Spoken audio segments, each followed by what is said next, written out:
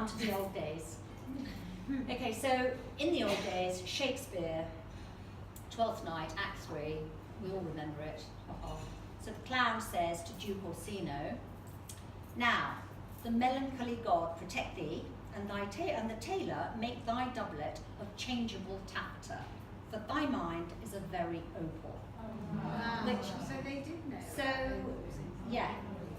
So they know that opal has so many different changing colours, and Shakespeare was saying, actually your mind is always changing, and your mind is like an opal because there's always something different.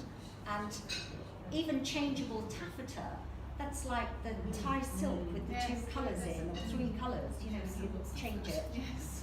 So I thought that was really amazing to find that, and we probably all read Twelfth Night, watched Twelfth Night, suffered Twelfth Night. How would he know that? Well, they have opals for millions of years. So this is a short history of opal in our time. So in 1829, there was a novel written by Sir Walter Scott called Anne of Geierstein, which is very famous, part of the Waverley trilogy. I'm sure nobody's read it.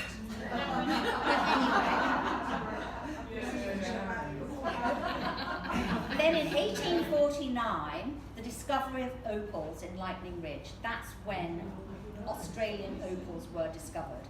Before then, all the opals that we knew in the world came from Czechoslovakia, Hungary, Central Europe.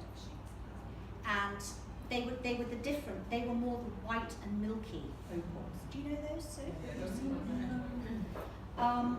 And those were the opals that the Greeks fell in love with, the Romans fell in love with, the Middle Ages, they all loved them, everybody loved opals.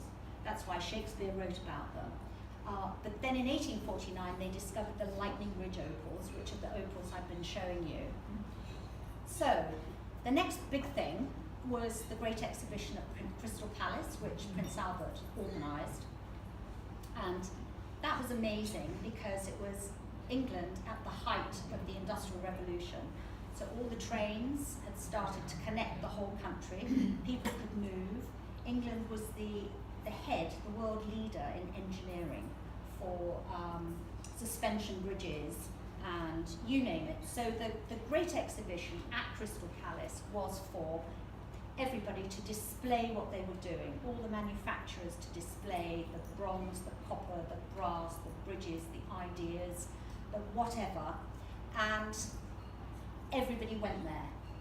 And so people would go, it was on for about 6 months and in Hyde Park, and it was just the most amazing thing for Victorian people to go. And in fact, as an aside, they were so busy they had to build public lavatories, and there'd never been public lavatories before, and you had to pay 1 penny to use the public lavatory, and that is when we got to spend the penny. So 1853, Prince Albert designed the circlet, Oriental circlet tiara for Queen Victoria, because she was Queen of the Empire and Queen of the Orient. So I'll tell you about that a bit later. In 1890, opals became so popular that diamond prices declined. So basically, opals were more sought after. And also, in these mid-1800s, that was the first time the middle class appeared. Doctors, lawyers, teachers, bankers. So before you were landed gentry, aristocracy, and the gamekeeper, and not much in the middle. But with the rise of business in the city, and the railroads, and the connection, and everybody being able to move around England, also became a rise of the middle class. So you had manufacturers that actually became extremely wealthy. So Elise and mine, great-greats, were brass manufacturers in Birmingham. So they had big houses and servants. They weren't aristocracy, they were the middle class with money that was rising. And because of the manufacturing and being able to manufacture components of jewellery, the Victorian locket had something like 13 components. And you can actually go to a jewellery shop and buy a locket and put pictures in and hair and everything. Before that, really it was royalty aristocracy that had jewellery. Nobody else had jewellery. But the middle class were able to have jewellery because of the engineering in England at the time. And opals became very popular because they had the 7 colours, and so you could make a lovely story of love, and you know, pink is this and blue is that, da, da, da. Anyway, in 1912, the National Association of American Jewellers declared opal to be October's birthstone as well as tourmaline, so opal had arrived.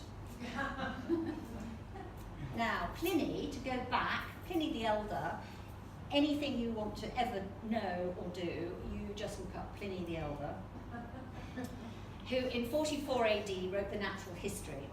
So he was basically trying to show that the Romans were better than the Greeks, because the Greeks had discovered everything. And if you think about Aristotle, I think he was in his bath or something, and he said, oh, eureka, which means I found it, right? Yeah. Something like that. Like, anyway, so the Greeks were sort of the first, so the Romans wanted to start. So this was the first Encyclopedia Britannica, and Pliny apparently never stopped, and he was followed by his scribe, and even when he was in the bath, he was still dictating to the scribe and the other scribe, and his son, Pliny the Younger, sort of finished things off. But he wrote about opal.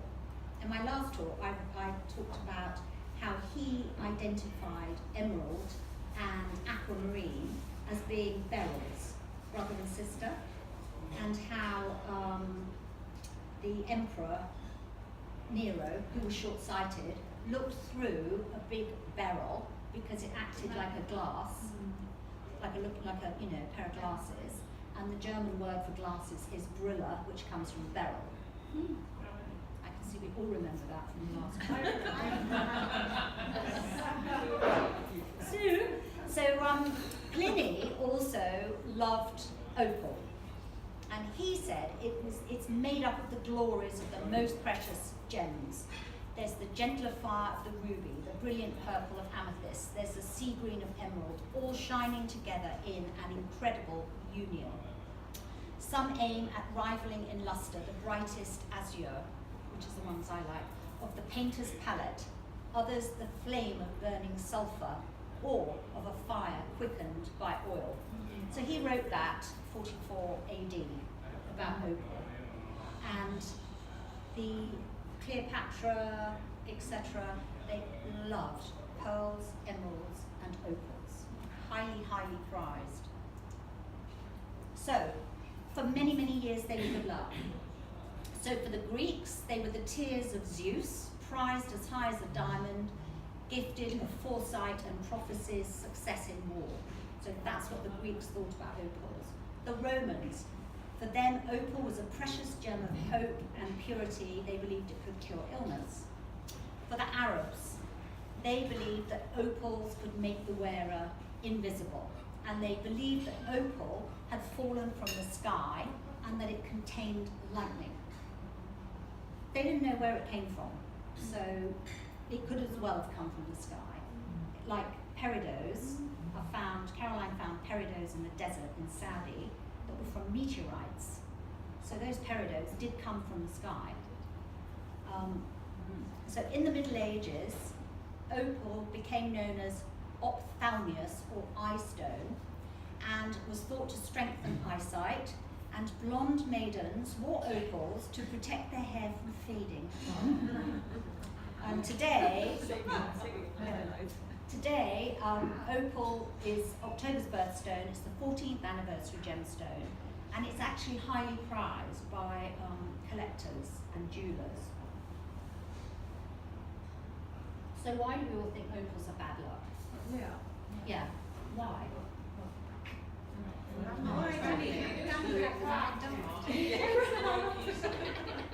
Because they broke easily. Broke easily, I think. Deborah? Before you.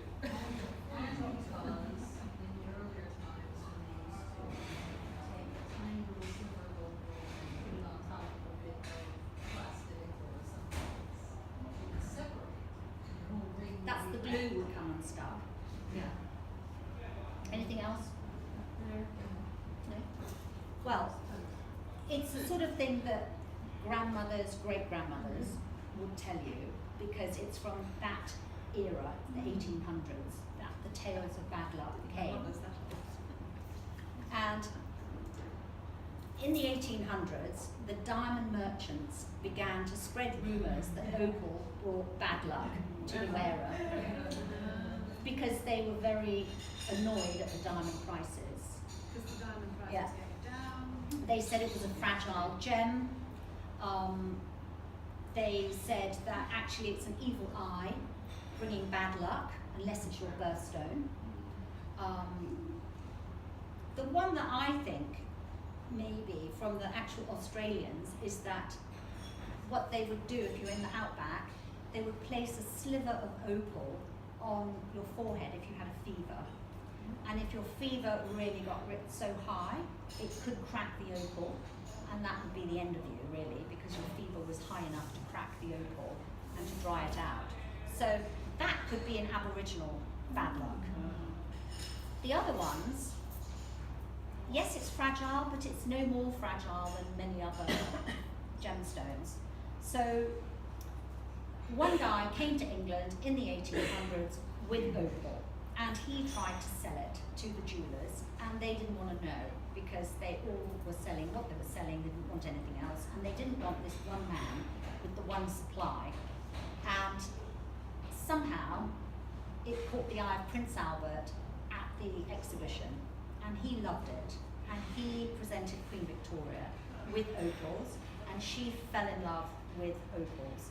So she single-handedly pioneered the opal market and opal business, and because she was also Empress of Australia, she liked it. So this is the novel, The Maiden in the Mist, that started the bad luck in our time in the 1800s.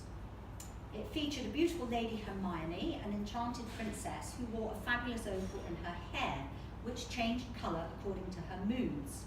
One Sunday at church, a few drops of holy water fell on her opal. Lady Hermione fainted, and the next day, a small heap of ashes were found on her bed. Lady Hermione had combusted. So it was a fairy story. This greatly contributed to the misconception that the opal was unlucky. This fantastical tale plunged opal prices by half in just 1 year and crippled the European opal market for decades. So George Kunz, who Kunzite, the gorgeous purpley pink gemstone, has been named after, George Kunz was the world-renowned leading gemologist in the 1920s. And he said, author of The Curious Law of Precious Stones, said, there can be little doubt that much of the modern superstition regarding the supposed unlucky quality of opal owes its origin to a careless reading of Sir Walter Scott's novel Anne of Geierstein. The wonderful tale contains nothing to indicate that Scott really meant to represent opals as unlucky. Would everybody like a wine break? Have some more wine?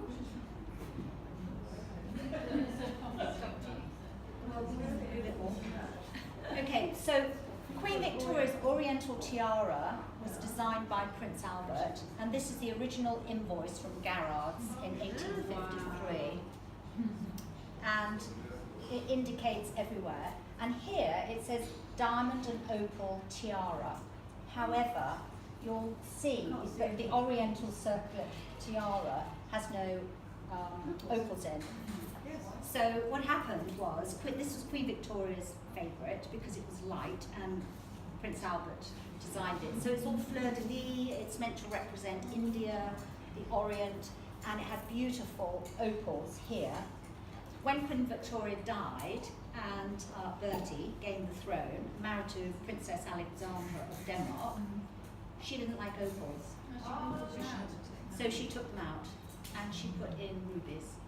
And there's no real picture that I could find online. There might be one somewhere, but I couldn't find one of what it looked like then. But this is the original from Garrard's, and it does say diamond and opal tiara, and it's that tiara. So here you've got Queen Victoria wearing it, the Queen Mother wearing it, the Queen wearing it, and this is the original tiara. So a lot of those diamonds came from the Hanoverians, and they were all intermarried, and at some point the Hanoverians, who had become less connected with the English royal family, said that they wanted some of the diamonds back. So the tiara has had sort of extra diamonds from other pieces in the royal collection added to it. But even here in this picture, I can't really think that those are opals, so I don't know. But the Queen, those are the same earrings. The Queen just wears the top rather than with the pendants. It's the same necklace, not that one, but those are the same necklaces. And the Queen Mother wore that tiara to the Queen's coronation because it was her favourite and just fitted comfortably. And that's the Queen Mother. And these amazing earrings and that. There's the Queen. The Queen doesn't wear it very often. And there's Princess Catherine. So there she is wearing the earrings, but she's got a diamond top, not the ruby top. And she's wearing the tiara, but instead of wearing it as a circlet, she's got it more down in a more contemporary way, more of a low tiara. So that is actually Prince Albert's Oriental circlet tiara from 1853, and here it is today. And it's not part of the royal crown jewels. This is their personal property, handed on. So this picture's in the National Portrait Gallery, and this is Queen Victoria actually wearing an opal tiara made by Prince Albert. And here she's got that fantastic big sapphire, which is also in the brooch. And she is being presented as part of the empire, this box of fabulous jewels. And I think when you look at it, it's a bit like the Adoration of the Magi. You've got the three people, you know, with the presenting to the Empress, who was Empress of the world. And it's called The Secret of England's Greatness, 1863. And that is an opal tiara, but I couldn't find just a picture of that tiara. So here's an opal tiara that Boucheron did in 1912 for an American heiress. So you can see how you've got the opals here, and then here's the diamonds, here's the pearls, and then here you've got the diamonds turned around and stuck on the top. So they wanted one tiara would mix and match. So that's an opal tiara, 1912. I got a bit tired looking for Victorian jewellery, so I just put one in. But that is a very classic Victorian ring. And in fact, those were cast. And this is past, present, future. It's the Victorian trilogy. You will find amethysts like that, garnets like that, opals like that. It's a very classic Victorian mounting because they could mass produce them. And the salesman could go with the book and you could see which ones you wanted and the drawings, and then he would have some samples and you could order them. So it was the first time really that jewellery became mechanised, automated. You could make more of one piece.